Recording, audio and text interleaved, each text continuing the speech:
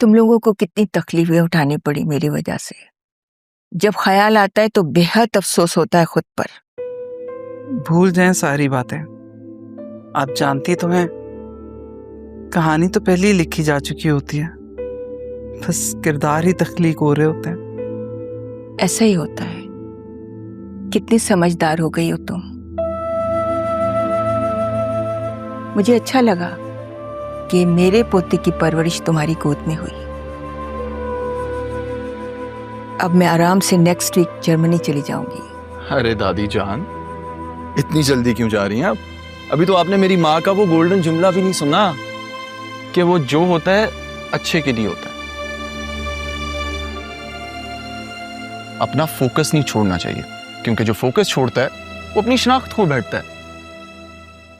और देख रही हैं आप, आपके सामने अपनी माँ से कैसे मजाक कर रहा। शर्म तो नहीं आती वैसे तुम्हें? अरे मेरी मजाल, मैं अपनी जन्नत को नाराज नहीं कर सकता। आई एम सॉरी अम्मी। और वैसे भी मेरी जिंदगी में कभी कोई ऐसा रिश्ता था ही नहीं, तो मुझे समझ ही नहीं आ रही रिएक्ट कैसे करूं।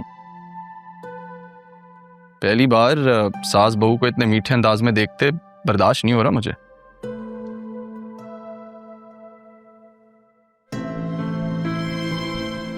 लगता है भाई आज तो कॉफी का भी बहुत मजा आने वाला है।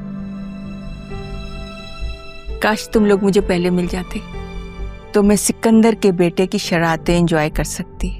मुझे क्या पता था जिस शादी को मैं नामुनासिब समझ रही थी वही शादी मेरे खानदान के लिए खुशियों का बायस बनेगी। शरारती?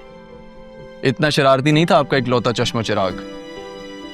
मैं तो सिर्फ पढ़ाई करता था और मजीद पढ़ाई। हाँ, और जब पढ़ पढ़ के थक जाता था तो थोड़ा सा और पढ़ लेता था। वैसे मुझे भी यही लगता है कि शायद अगर आप लोग पहले मिल जाते तो मुझे वो सब कुछ मिल जाता जिसे मैंने खो दिया।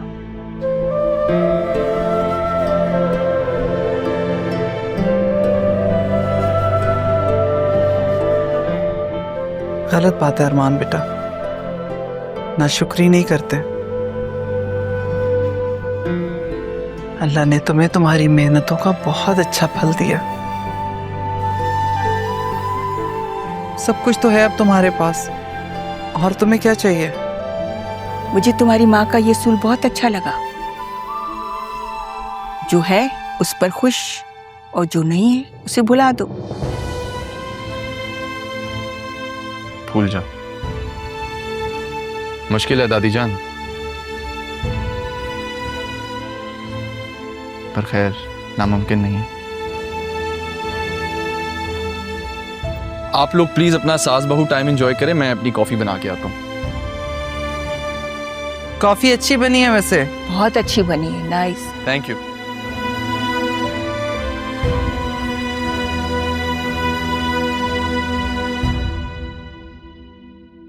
मैं अंदर आ सकता हूँ सर? हाँ कबीर, आओ बैठो। सर वो आपसे जरूरी बात करनी थी। हाँ कहो। सर मैं दरअसल नौकरी छोड़ना चाहता हूँ।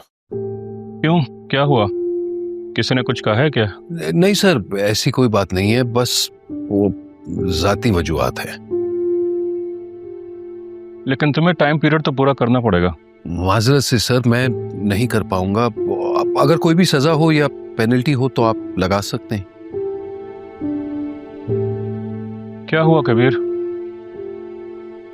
कैसी सजा, किस बात की सजा? सर बस मुझे जल्द से जल्द छोड़ना है सर। ठीक है, मैं अदील साहब से बात करता हूँ, लेकिन वो राहा मैम के निकाह के तकरीबात में मसरूफ हो जाएंगे। 1-2 दिन तक मैं बात करता हूँ। मेरी बेटी का निकाह वो अपने घर की होने वाली है? हाँ कबीर, याद आया, जाते जाते काम तो करते जाओ। जी जी सर। देखो, अदील साहब के घर में इस जुमे निकाह की तकरीब है, वहाँ इंतजामात देखने हैं। तुम्हें तो बताया था हमने कि हम लोग करेंगे। जी। बस वहीं पे मैं अदील साहब से बात भी कर लूँगा, तुम जाके वहाँ पे सिर्फ सुपरवाइज कर लेना। जी बेहतर सर। Thank you.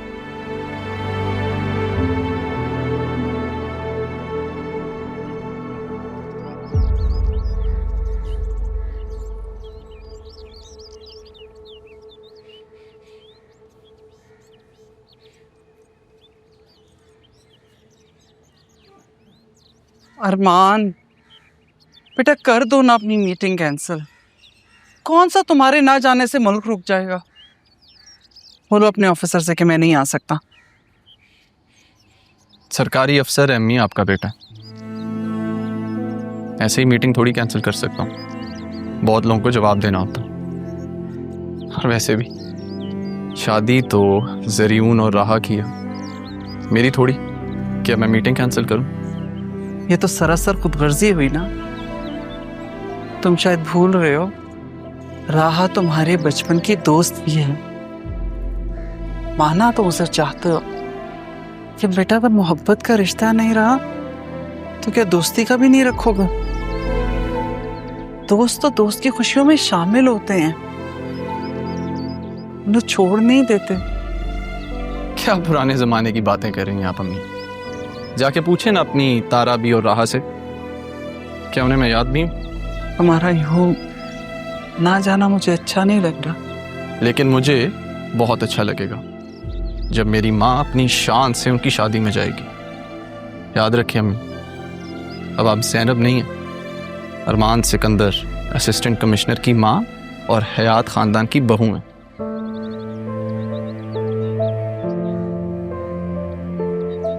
अच्छा, मुझे देर हो रही है, एक काम करना है रास्ते में, उसके बाद मीटिंग अटेंड करनी है, फिर एक दोस्त को भी मिलना है, तो मैं चलता हूँ। अरमान, माँ हूं तुम्हारी, समझ सकती हूँ कि क्यों दामन बचा कर जा। बेटा ये किस्मत के फैसले हैं और इनके आगे हम सब मजबूर होते हैं।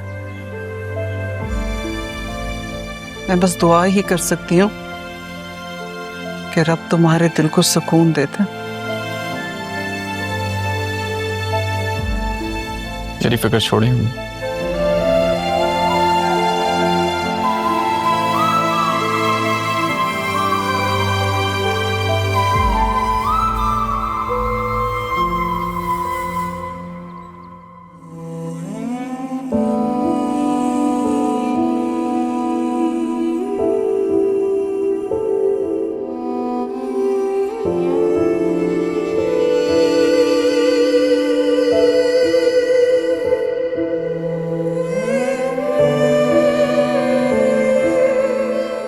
कैसी हो राह? कैसी होंगी? नाना जान और आप सबकी ख्वाहिशों की भेंट चढ़ने के लिए तैयार हो रही हूँ।